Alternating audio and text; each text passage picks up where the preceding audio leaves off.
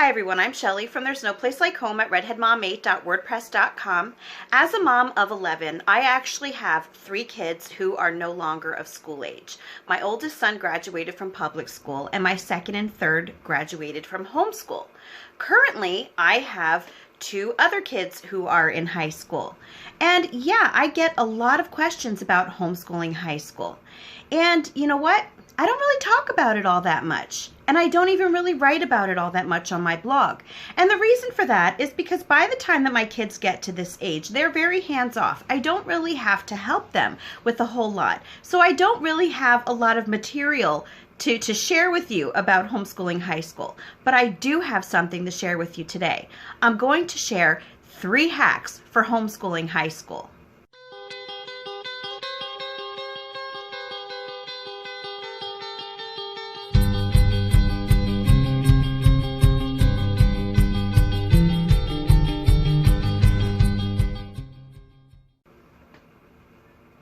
You know, I think that a lot of us parents follow the same default method once our kids get up to the 9th, 10th, 11th, and 12th grade year, because we realize as homeschooling parents that this is the last 4 years that we have to educate our kids.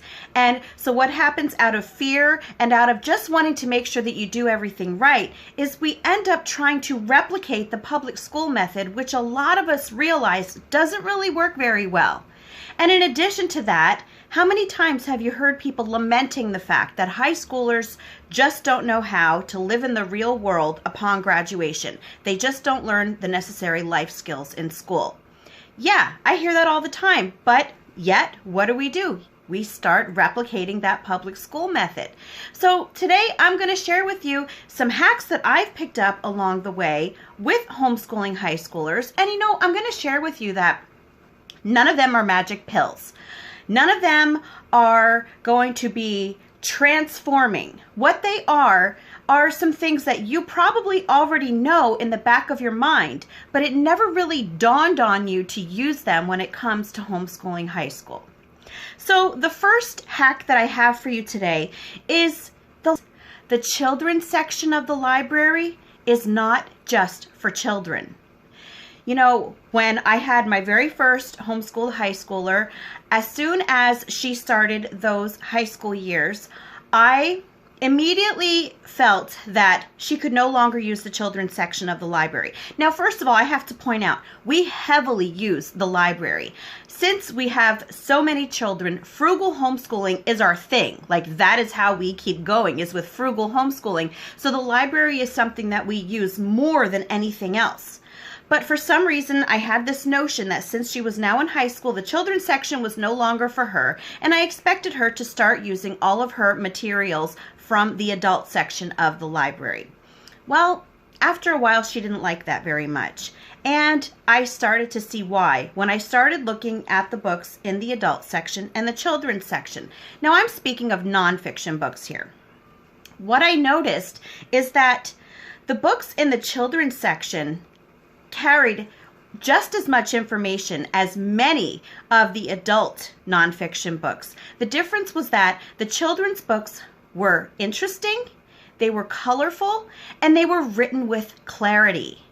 While the adult books often didn't have many illustrations, nothing really to keep you wanting to read it more, and a lot of it was written with a lot of superficial fluff. A lot of big words that, yeah, a lot of times academia really likes. And this actually reminds me of something that I read in a John Holt book, and I wish that I could remember which one it was.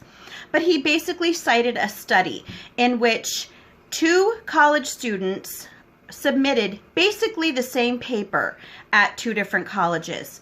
One student submitted a paper that was written with clarity, just written in basic language, but everything was factually correct. All of the writing mechanics were correct. It should have been an A paper. On the other hand, another student submitted the same paper with the same sort of information, but they added all sorts of what I was just talking about, superficial fluff, lots of language enhancements to make it sound more adult-like.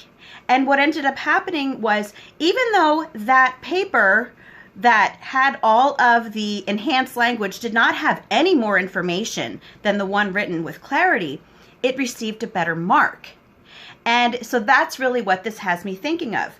So just because something is in the children's section of the library does not mean that it is not valuable and cannot be used for your high schooler.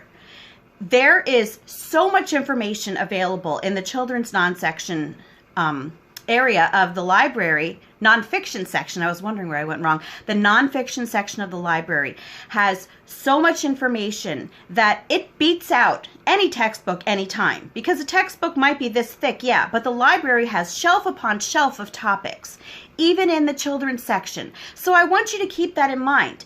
Once your homeschooler gets to high school, does not automatically mean that the children's section is no longer for them, because chances are they are going to have just the information that they need there, except it's going to keep your student wanting to learn more. So the second hack that I have for you today is that unit studies are for high schoolers too. I've noticed that a lot of people seem to think that unit studies are for younger children. There are even people who don't even realize that you can use them in middle school too. For some reason, they're just associated with like preschool age, kindergarten, and elementary age. But the fact is that unit studies can be used all the way up through 12th grade. And I just made a video on unit studies the other day on why unit studies are even written. And a lot of what I said in that is that children seem to learn better when the things that they are learning about are connected. A unit study is about delving into one topic but covering all of the different subject areas while learning about one topic. For example, we could say geology. They might cover all subjects in some way by studying geology. While most kids who are learning in the more traditional way will learn things that are very disconnected. You know, their science will have nothing to do with their history, and their history will have nothing to do with what they're reading in language arts, and so on and so on. And so what studies have found is that kids learn better when there is some sort of cohesion, and this goes all the way through high school. And again, it falls back on that idea that we feel that our kids should learn things in the schoolish way once they get to high school, because we're thinking about transcripts, we're thinking about them having to take college placement tests. And what I have realized about transcripts, now I'm going to point out right away, is that so far, even though I have graduated 2 high schoolers, I have not had to write transcripts because our community college accepts placement tests instead of transcripts for homeschoolers.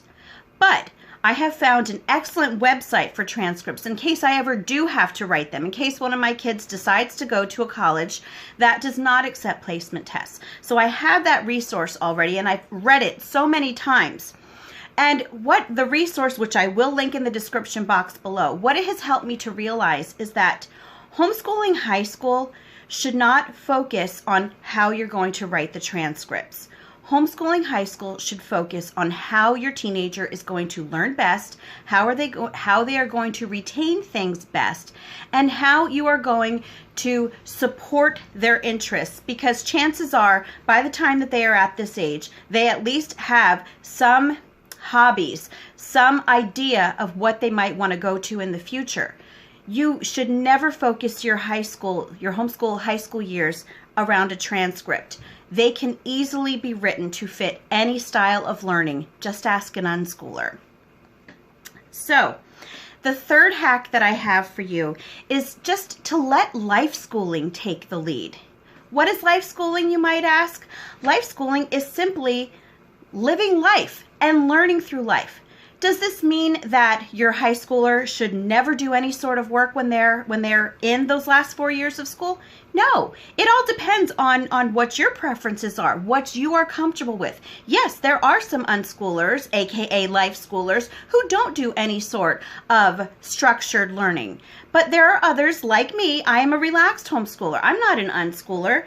So what I have realized is that high schoolers do very well with, just like other kids, with a bit of structure, but you've got to give them leeway to learn how to be an adult, because we're circling back to what I talked about before, how people are always saying that high school students have no idea how to live in the real world once they graduate.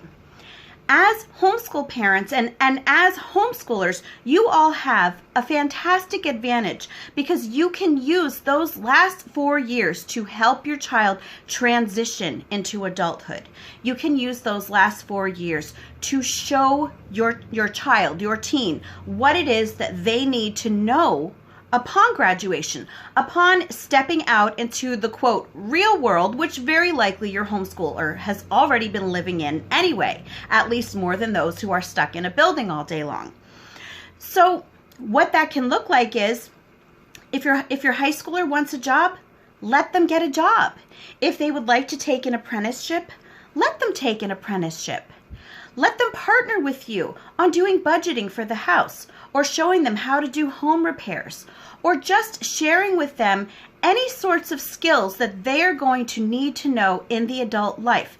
This is the opportune time for your kids to, yes, learn how to be adults, to learn things that very often kids in school just don't have the opportunity to learn. You have an advantage. And, you know, another thing that you can think of when it comes to life schooling is that you are giving your kids, you're letting them know that you have faith in them. You're letting them know that you trust them. Give them the responsibility of taking charge of their learning and letting them decide what it is that they're going to learn about, how it is that they're going to learn it. Some homeschooled high schoolers who are given this choice might decide to use textbooks. Others might decide to do their learning by going to the creek every day and studying the wildlife that lives there. I'm speaking of my son who graduated. The creek was like, that was his classroom, and he learned so much there. So I hope that I've shared with you some ideas for homeschooling high school, because it does not have to look like school. It does not have to be restrictive. You can take all of the benefits of relaxed homeschooling, all of the benefits of every other type of learning, and you can still incorporate them into your high school years or your child's high school years. Those high school years do not have to put a chain around you. You still have that freedom, and now is the best time for you to exercise that freedom. Anyway, that's all that I have for you today. If you like this video, give it a thumbs up. If you haven't subscribed yet and would like to hear more of what I have to say, I would love if you would do that. If you have any questions or comments, you can leave one down below. And if you like my work, I will leave my Patreon link below in case you'd like to support me there. And I hope you have a great day.